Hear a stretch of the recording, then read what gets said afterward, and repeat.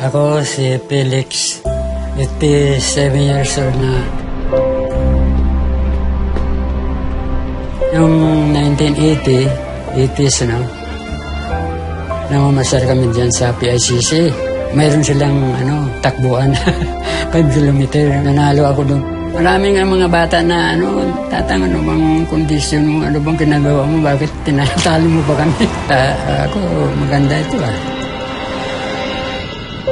1981, sumali ako doon sa Milo Marathon. Itong 1981 ko na medal, itong pinaka-importante kasi nag-9 plus ako dito.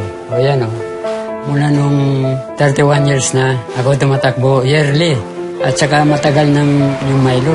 Yan yata ang first marathon na nagpatakbo dito sa Pilipinas.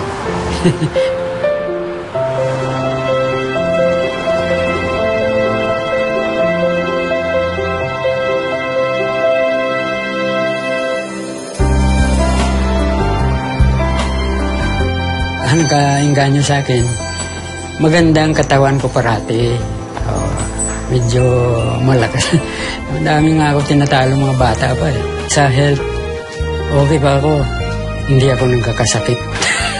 Pwede pa ako tumakbo ng 20K ba? Kahit na 2 oras o mahigit. Kaya ko ba yun?